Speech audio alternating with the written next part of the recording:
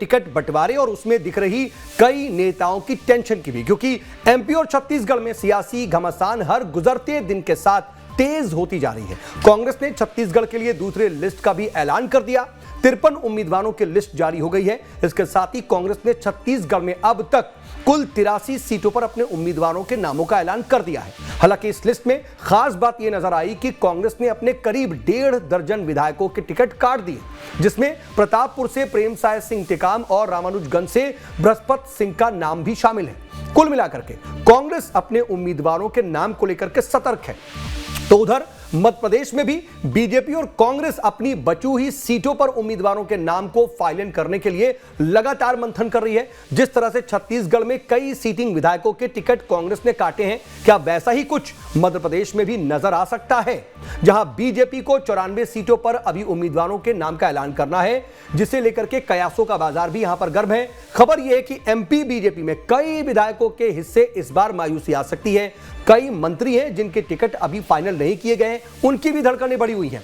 आला कमान कईयों के टिकट को काटने की तैयारी कर चुकी है। आज टिकट बंटवारों पर फंसे हुए इसी पेज को बड़े नामों के टिकट काटने के सियासी मायने पर भी हम चर्चा करेंगे और इसके लिए एक खास पैनल भी हमारे साथ जुड़ेगा। लेकिन खास सवाल हम पूछेंगे कि एमपी में चौंकाने वाली क्या बीजेपी और कांग्रेस की अगली लिस्ट होने वाली है। इसके अलावा सवाल हमारा यह भी होगा कि एमपी में क्या कट सकते हैं मौजूदा विधायकों के टिकट, और सवाल यह भी कि छत्तीसगढ़ में आखिर कांग्रेस को अपने विधायकों के टिकट क्यों काटने पड़े। सवाल यह भी कि छत्तीसगढ़ में बीजेपी कांग्रेस की जो सीटें होल्ड हैं उन पर फैसला कब होगा, और एमपी छत्तीसगढ़ में सीटों के ऐलान के साथ ही क्या बागियों की भी लिस्ट बढ़ेगी। इसी पर हम चर्चा करेंगे और बातचीत के लिए हमारे साथ खास मेहमानों का एक पैनल जुड़ने वाला है। लेकिन इस बीच एक बड़ी खबर आ रही है, वो आपको बता दें। बड़ी खबर यह है कि समाजवादी पार्टी ने भी अपनी दूसरी लिस्ट जारी की है।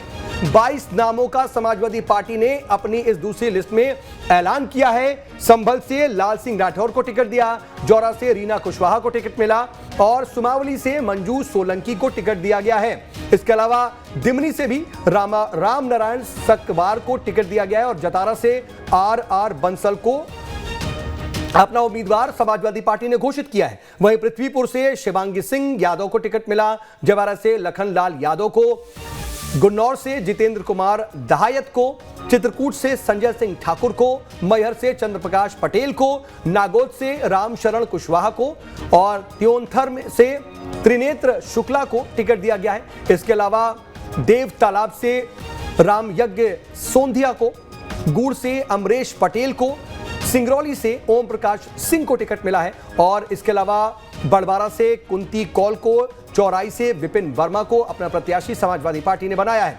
तो ये समाजवादी पार्टी की लिस्ट की बात कर रहे हैं। दूसरी लिस्ट जारी की गई है और इसमें 20 नामों का ऐलान किया गया है। नरेला से शमशुल हसन को उम्मीदवार बनाया गया, भोपाल सेंटर से शमा तनवीर को टिकट दिया गया, हुजूर से राहुल मारन रावत को उम्मीदवार बनाया गया और शुजापुर से बाबूलाल मालवीय को टिकट मिला है।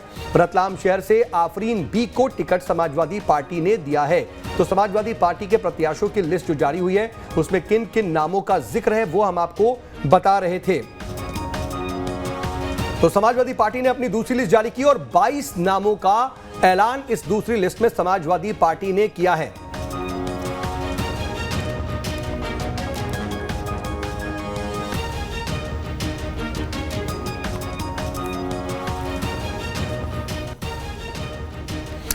तो कुल मिलाकर के लेकिन आज हम बात करने वाले हैं मध्य प्रदेश और छत्तीसगढ़ में जो टिकट की उम्मीदवार अब सामने आए हैं। टिकट लिस्ट जो जारी हुई है उम्मीदवारों की, उसमें जो पैटर्न नजर आ रहा है और आने वाले वक्त में क्या उसका असर ये दिख सकता है कि कड़े फैसले दोनों पार्टियां ले सकती हैं। इसी पर और बातचीत के लिए हमारे साथ खास मेहमानों का एक पैनल जुड़ गया है। सबसे पहले मेहमानों से आपका परिचय करा दे। जयंत वर्मा साहब हमारे साथ जुड़ चुके हैं, वरिष्ठ पत्रकार हैं। जयंत सर, आपका बहुत स्वागत है।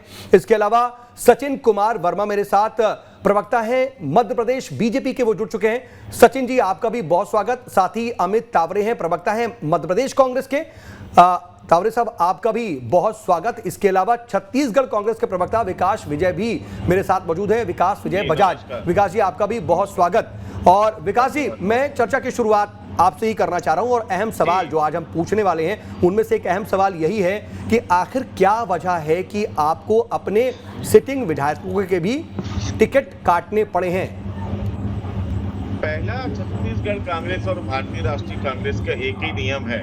जब से राजनीतिक पार्टी 137 साल पुरानी बनी है, कि जो है जनता का हित और जनता की सेवा। ऐसे कुछ लोग हमारे विधायक रहे होंगे कि जनता की कसौटियों पे खरे नहीं उतर पाए होंगे, जो अपेक्षा रही होगी जनता की वो पूरी नहीं कर पाए हो, तो उनको नए चेहरों को मौका मिला है। हमारे यहाँ हर सीट में करीब करीब 18 से 20 दावेदार थे और 8 से 10 काबिल उम्मीदवार थे जो आने वाले समय में जनता की सेवा कर सके और वहां से लीड करके उनका प्रतिनिधित्व विधानसभा में कर सके। तो एक स्वाभाविक प्रक्रिया है। 19-20 लाख कार्यकर्ता है छत्तीसगढ़ में कांग्रेस पार्टी के, और एक से एक धुरंधर और एक से एक जाबाज लोग हैं जो काबिल है। तो ऐसे समय में रोटेशन पद्धति में अगर किसी नए को मौका दिया जाता है तो उसमें कोई संदेह नहीं, कोई दिक्कत नहीं है विकास जी।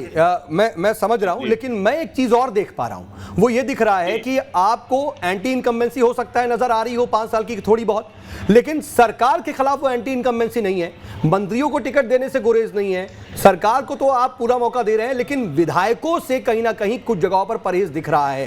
तो एंटी इनकम्बेंसी सिर्फ क्षेत्र के विधायकों से ही है? देखिए, एक ये कई स्तर पे इसका सर्वे हुआ, कई स्तर पे कार्यकर्ताओं से रायशुमारी हुई, वहां के स्थानीय नेताओं से हुई। जहां जहां किसी के परफॉर्मेंस में कहीं कोई कमी रही, जिस अपेक्षा से जनता ने हम लोग को 68 सीट का बम्पर जनादेश दिया था, उस स्थिति में हम जनता की अपेक्षाओं में कितना खरे उतरे। इनमें कोई मंत्री नहीं है, मतलब कैबिनेट का कोई मंत्री शामिल नहीं है इसमें। टेकाम साहब थे, लेकिन उन्हें आप मंत्रालय से हटा चुके हैं और उनको आप पहले ही किनारे कर दिया था, उनको टिकट भी नहीं मिला। बिल्कुल। तो क्या है, लोकतांत्रिक पार्टी है, मूल उद्देश्य है किसी भी राजनीतिक पार्टी का कि जनता के हित में कार्य करना, जनता की सेवा करना। उसी उद्देश्य से अगर नए चेहरों को मौका मिलता है तो एक दिशा, एक डेमोक्रेटिक दिखता है कांग्रेस में कितनी प्रजातंत्र है, कितना लोकतांत्रिक तरीके से टिकट वितरण। नहीं, वो नाराजगी और इस्तीफे के दौर से भी दिख रहा है कि कितना प्रजातंत्र और लोकतंत्र, हालांकि ये दोनों ही जगह पे दिख रहा है, दोनों ही लोग आप ये बात कहेंगे। अभी हमारे यहाँ वो बहुत निम्न है, और आने वाले समय में 2 दिन बाद आप देखेंगे जिनकी भी आप बात कर रहे हैं वो लोग सब नामांकन रैली में पूरे जोश खरोश के साथ शामिल होंगे। चलिए, मेरी शुभकामनाएं आपके साथ है, ऐसा ही हो। मैं तो नहीं चाहूंगा कि इस तरह की परेशानी चाहे बीजेपी चाहे कांग्रेस को, दोनों ही दल अपनी मजबूती के साथ लड़े। लेकिन अमित जी, क्या मध्य प्रदेश में भी इसको लेकर के कुछ मंथन है? अभी अच्छे खासी सीटें हैं, तकरीबन 86 सीटें, उम्मीदवार फाइनल है, उधर सीसी की बैठक हो रही है, 30 नाम पहले फाइनल हो गए, 56 होने वाले हैं। क्या कड़े फैसले छत्तीसगढ़ में कुछ टिकट काटे गए हैं, मध्य प्रदेश में भी ऐसा ही दिखने वाला है क्या? देखिए, सबसे महत्वपूर्ण बात यह है कि कोई भी राजनीतिक पार्टी जो है वो चुनाव लड़ती है तो वो जीत की रणनीति के साथ उतरती है। ये हर पार्टी में होता है, चाहे हम किसी भी पार्टी की बात करें, ये कोई नई बात नहीं है। दूसरी बात यह है कि सेकंड लीडरशिप को बढ़ाने का एक फॉर्मूला ये हो सकता है, क्योंकि हमारे इधर कई बार ऐसा हुआ है कि संगठन से लोग चुनाव में लड़ने जाते हैं और चुनाव लड़ने से लोग संगठन की ओर जाते हैं, तो ये हमारी एक प्रक्रिया है।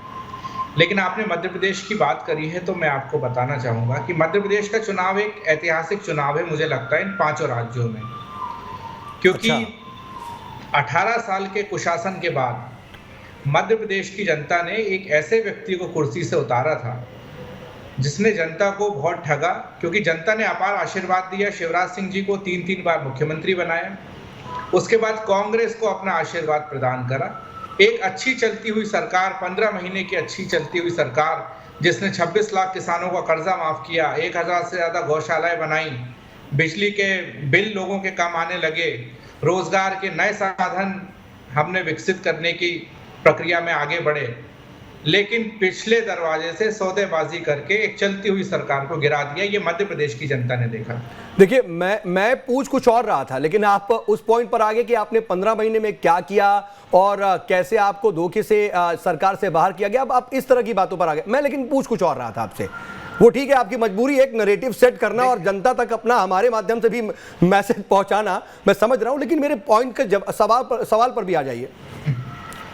देखिए, मैं आपसे फिर वही बात कर रहा हूँ कि हमारे पास मध्य प्रदेश में बड़े गर्व का विषय है मुझ जैसे कार्यकर्ता के लिए कि हमारे पास कमलनाथ जी जैसे और दिग्विजय सिंह जी जैसे अनुभवी योद्धा हमारे पास हैं, जो कि प्रदेश की नहीं देश में कांग्रेस का नेता है।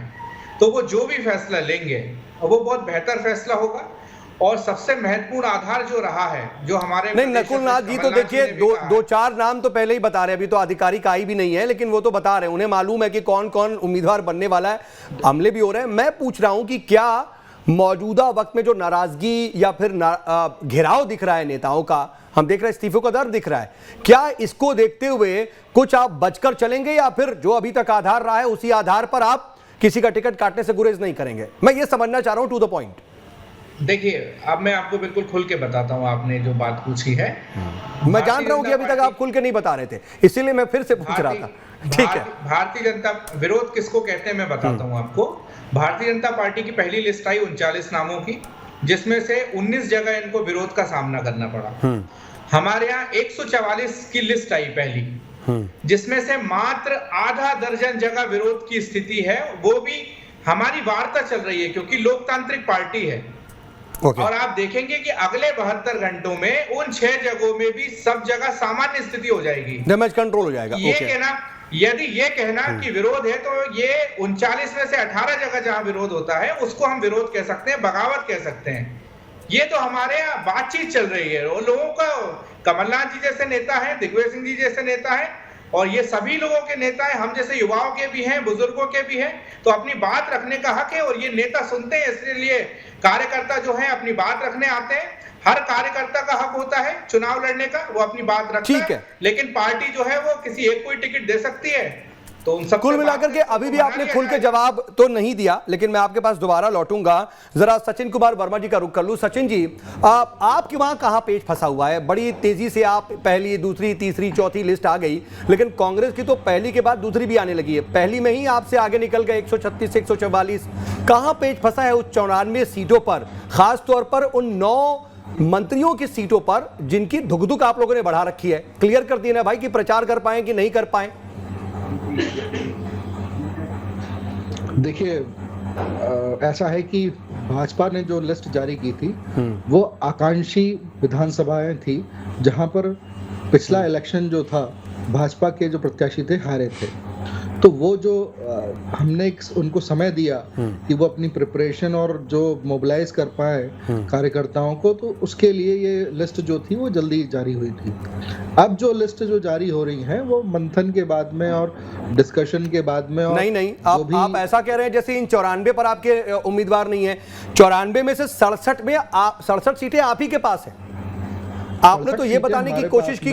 हाँ, तो उनका परफॉर्मेंस देखकर वहां के जो लोकल जो नेता हैं उनकी अनुशंसाओं को देखकर और निर्णय लिए जाएंगे। अब इस तरह से कोई प्रतियोगिता थोड़ा चल रही है कि लिस्ट कितनी कौन जारी करेगा और कितनी जल्दी जारी करेगा। 2-4 दिन में सारी लिस्टें सभी नहीं, देखिए पार्टियों की। मुझे इस बात पर मुझे थोड़ा ताज्जुब हुआ सचिन कुमार जी, क्योंकि सबसे ज्यादा हमले आपकी तरफ से हुए कि आप तो 6 महीने, 3 महीने, 1 साल पहले जारी करने वाले थे, अब तक क्यों नहीं। आप ही लोग ये पूछ रहे थे, इसीलिए प्रतियोगिता कहीं ना कहीं बन गई थी। नहीं, अपने अपने हिसाब से जारी कर सकते हैं, लेकिन आप लोगों ने बना दिया इसे प्रतियोगिता। लेकिन मैं तो दूसरी बात पूछ रहा हूं कि 94 सीटों पर क्या कुछ पेच फंसा है?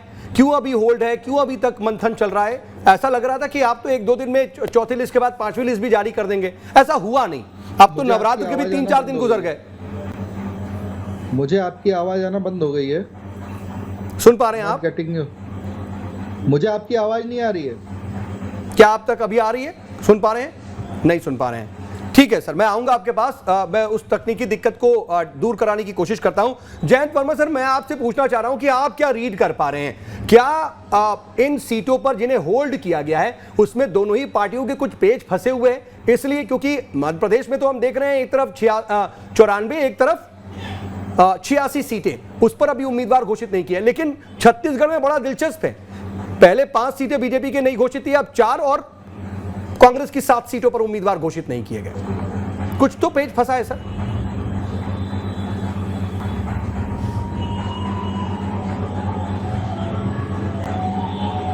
जयंत सर सुन पा रहे हैं क्या? जयंत वर्मा जी, क्या आप तक आवाज पहुंच पा रही है? हाँ, कट गया जी। हाँ, कट गया। हाँ, चलिए, शायद उन तक आवाज़ नहीं पहुंच पा रही है। विकास जी, मैं आपके पास आना चाह रहा हूं।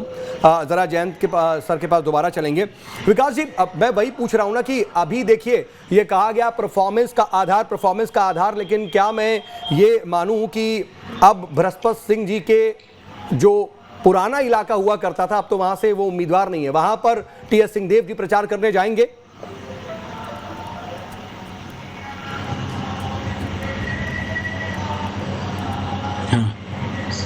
विकास जी, रामानुजगंज की बात पूछ रहा हूं मैं, शायद सभी से संपर्क नहीं हो पा रहा है, कुछ तकनीकी दिक्कत है।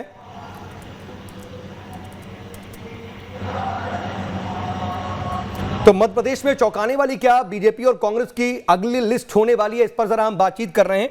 और मध्य प्रदेश में क्या अब आने वाले वक्त में भी मौजूदा विधायकों के टिकट कट सकते हैं, चाहे वो मध्य प्रदेश हो में कांग्रेस हो या फिर बीजेपी। जयंत वर्मा जी हमारे साथ जुड़ चुके हैं। जयंत जी, क्या आप तक आवाज पहुंच पा रही है? जी सर सुन पा रहे हैं जी। सर मैं समझना चाह रहा था कि आप क्या रीड कर पा रहे हैं मध्य प्रदेश और छत्तीसगढ़ में, क्योंकि दोनों ही पार्टियों में अभी तक बहुत से ऐसी सीटें जिन पर ऐलान नहीं हुआ है। मध्य प्रदेश और छत्तीसगढ़ में तो ऐसा दिख रहा है कि चलो एक तरफ 94 और एक तरफ 86 सीटें जिन पर ऐलान होना बाकी है, लेकिन छत्तीसगढ़ में तो एक जगह पे सिर्फ 7 सीटों होल्ड की गई, एक बीजेपी की सिर्फ 4 सीटें। कुछ तो पेच फंसा है सर।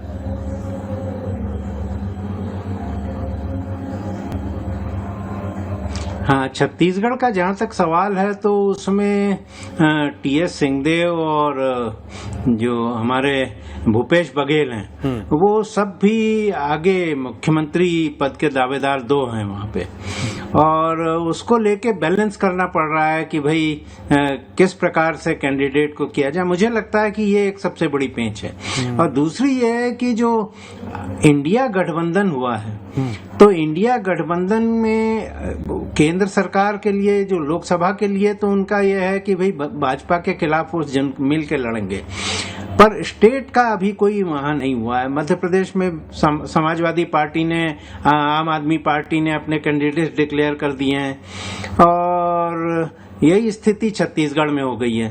तो मुझे लगता है ये एक सबसे बड़ा पेंच है कि किस प्रकार से इसको, ये जो यदि ये लोग खड़े होते हैं तो ये बेशक वो जो विरोधी मत हैं भारतीय जनता पार्टी के या एंटी इनकम्बेंसी वाले, तो वो वोट डिवाइड हो जाएंगे। तो इसलिए मुझे लगता है कि नहीं तो ये देर हो रही है। और जहाँ तक मध्य प्रदेश का सवाल है तो पहली लिस्ट ही बड़ी चौंकाने वाली कर रहे हैं। अभी तक इस मुद्दे पर कोई बातचीत नहीं हो रही थी, लेकिन क्या ऐसा हो रहा है कि अगर छत्तीसगढ़ में दोबारा कांग्रेस आती है तो फिर मुख्यमंत्री पद को लेकर के कुछ ना कुछ ठसक दिखने को मिलेगी कि इस बार क्या सिंहदेव जी को मौका दिया जाए? ऐसा कुछ भी हो सकता है क्या?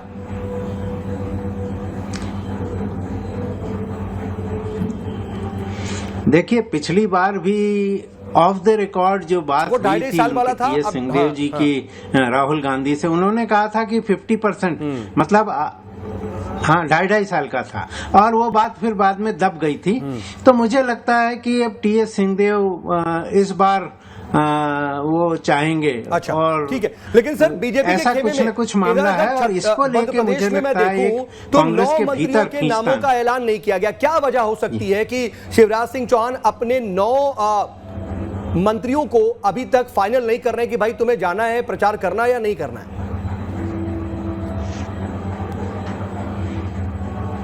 मुझसे पूछ रहे हैं? देखिए, मध्य प्रदेश की लिस्ट में शिवराज सिंह का ज्यादा दखल नहीं है। उनको तो ये भी नहीं पता था कि उनको भी चुनाव में खड़ा रखा, ये तो पूरा केंद्र तय कर रहा है।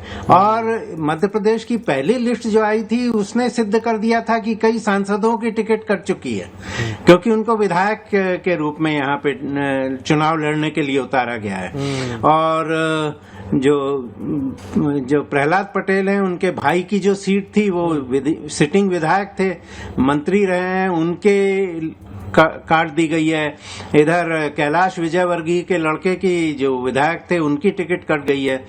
तो ये है कि अब चौंकाने वाली आएगी और यंग लोगों को ज्यादा कर सर दल बदल में भी हम देख रहे हैं कि बड़ी भारतीय जनता पार्टी दिख रही है। जो कांग्रेस के जो बागी हो रहे हैं वो बीएसपी या आम आदमी पार्टी का दामन थाम रहे हैं, लेकिन बीजेपी के जो बागी हो रहे हैं वो ने फौरन कांग्रेस हाथों हाथ ले रही है, टिकट भी मिल जा रहा है।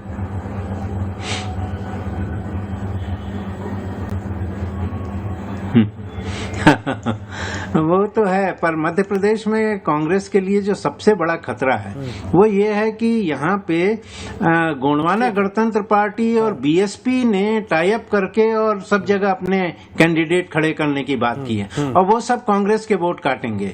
पिछले चुनाव में कांग्रेस को 40% वोट मिले थे और बीजेपी को 41% थे, पर सीटें ज्यादा थी इसलिए कांग्रेस की सरकार बन गई थी। अब 1-2% का यदि कुछ क्या होता है सर,